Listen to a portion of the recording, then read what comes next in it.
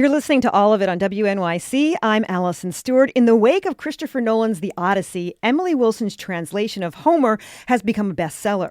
People formed book clubs to read Wuthering Heights before the movie adaptation this spring. If you're participating in the All of It Summer Reading Challenge, classics are having a moment because that's one of the 6 categories you have to read before Labor Day. But we've gotten a few questions from readers about what counts as a classic. So listeners, we want to hear from you. What's your favorite classic? What do you like about reading classics? What classic did you read for the Summer Reading Challenge? And this is a divisive issue here at Team All of It. How do you define what a classic is? Give us a call at 212-433-9692, 212-433-WNYC. Joining me now is All of It and Get Lit producer Jordan Loff. Hi, Jordan. Hi, Allison. So there's been a lot of discussion about this from our Summer Reading Challenge participants and within our own team. What counts as a classic? It's the last category that I have to fulfill. I don't know what to read. How do you define a classic? I know we've been talking about this for, it seems like months now, and our participants really do have a lot of questions about what counts. So as I was thinking about this, I went back to look at a conversation we had with an author named Naomi Kanakia, who wrote a book called What's So Great About the Great Books, where she discusses this. And one of the things that she said on our air about how you define a classic is, quote, "Above all, classics are old. If there's a book from over 100 years ago that's still making an impact today, then that's a classic." So I don't know if I would give the cutoff at 100 years. I don't know if I would cut off anything after 1926 exactly, but I do agree that to be a classic, the book should have been able to stand the test of time. To me, I said this in the office, and this was maybe a controversial take. My totally arbitrary cutoff is Toni Morrison. I think most definitions of what a classic are would include something like Beloved or Song of Solomon or The Bluest Eye. And that's sort of like 70s, 80s. That's as far as I'm going to go when it comes to defining a classic. There's also sort of a gut check part. Like you can just sort of sense like is this a classic or not? I don't know how to define that, but I will say, not to call this lovely participant out, but we did have someone who finished the challenge who registered the romance novel Outlander by Diana Gabaldon as their selection for a classic. I would say that's pushing the definition if we're taking a look at what classics are. We also had to sort of deal with the fact that it's generational. Totally.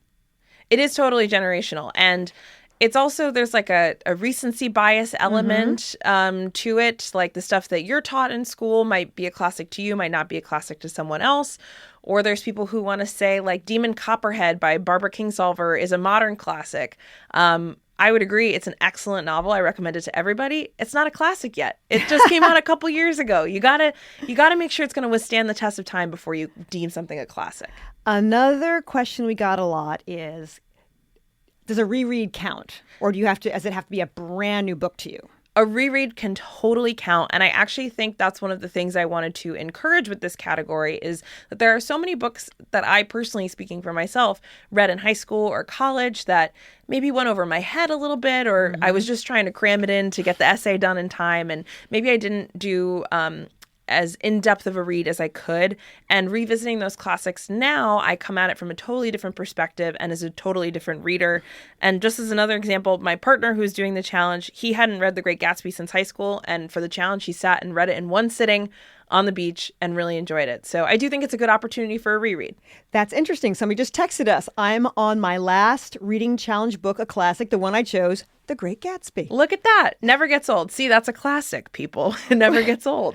Listeners, what's your favorite classic? What classic did you read for the challenge? Give us a call, 212-433-9692, 212-433-WNYC.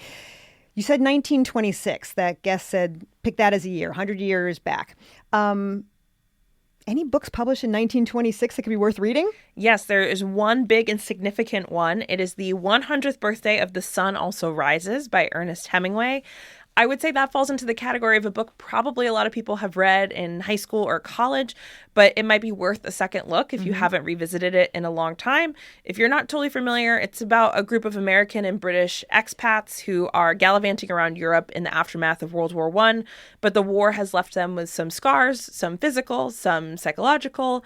Some of it's really subtle. I had a teacher point out to me something I had totally gone over my head when I read it the first time about what was going on with one of the characters. So Hemingway is always deceptively simple, but there's a lot more going on under the surface of that simple prose. So if you're looking for a centennial read, that's the one to pick from this year. Got an interesting question, and I don't know if you can answer it. You can think about it. We can answer at the end. Can a work of nonfiction ever be considered a classic? I think so. I think so, right? I think Power Broker? Power Broker, I would consider a classic. I think something like Truman Capote's In Cold Blood That was on my list. would count as a classic, and that is, literary nonfiction, but nonfiction for sure. I remember one year someone called in to say they were reading Hiroshima, which I think would count as a classic. And Silent Spring by Rachel Carson is one of those books that comes up on a lot of lists of classics that I think could definitely count in this category. So yeah, I'll accept nonfiction for sure. Let's talk to James. Hey, James, thanks for calling all of it. Hi. Thanks so much for this question. I'm a high school English teacher at special music school on the Upper West Side. So I'm constantly having conversations with my students about what is a literary classic and what gives a work literary merit. So it's really, really a great topic and very timely going back to school. So thanks so much. Thank you so much. What did you want to recommend to people? What I wanted to recommend is Émile Zola's The Beast Within. I was saying my husband and I took a trip to the south of France this summer, and as a way to prepare, I was reading all of this for the first time, all of this 19th century French realist literature, and Zola is one of the biggest voices of that literary movement. There are a lot of incredible meditations on dark impulses and desires that humans have, as well as this really, really beautiful extended metaphor of train systems in the 19th century French milieu, and that as providing an illusion of human progress. When really those impulses are going to be underlying everything all along. And there were a lot of parallels, I felt like, to AI and the promises of advances in technology, and to be weary of those. So I think that it has literary merit, and it is a classic because it doesn't cease to mean something else in a different context, whether that be... I appreciate you calling in. I want to get to a few other people. Let's talk to Kathy in Fort Greene. Hey, Kathy, thanks for calling all of it. Hey, thank you for taking my call. So I'm rereading To the Lighthouse by Virginia Woolf, and I read it when I was in college, and in fact, I am reading the paperback that I bought when I was in college to read it with a $2.95 price tag on it. So, and I don't remember very much of it. It's very modern in tone, so I have a ways to go, but I'm enjoying it. Thank you so much. Let's talk to Ella in Manhattan. Hey, Ella, thanks for calling all of it. Hi, thank you. I just wanted to recommend Work by Louisa May Alcott. Obviously, she's very well known for Little Women, but it's another semi-autobiographical work, and I read it for the first time, then reread it, and it's so modern. It's like thrilling, honestly. I couldn't wait to see what happened next, and it's just about a woman working. Thank you so much for calling in. People can go to our Instagram at all of it WNYC. You can see all the books that Jordan read, and I want to talk about what you read for your classic this year. Yes, I actually just finished it this week. I stayed up way too late getting to the end of this novel. Native Son by Richard Wright. I had never read it before. Have you read it, Allison? I have read it, yes. Yeah, I can't believe I escaped as an English major without reading Richard Wright. It's unbelievable. My educators should be ashamed of themselves. But this was a novel published in 1940, and I couldn't believe that it was published in 1940, both for how relevant and timely it feels, for how, frankly, dangerous the subject matter feels for that time. For people who don't know, it's about Bigger Thomas, who is a young black man who lives on the south side of Chicago. He gets hired to be a chauffeur for a wealthy white family who have donated a lot of money to black causes, but are also profiting from renting terrible buildings to them and redlining and all of that stuff. And after one night of driving around their daughter, it goes horribly wrong, and Bigger Thomas finds himself on the run. it reads like a thriller. Like the pacing is incredible, but it has so much to say about racism and classism and communism at the time, and what living under this kind of oppression can do to somebody.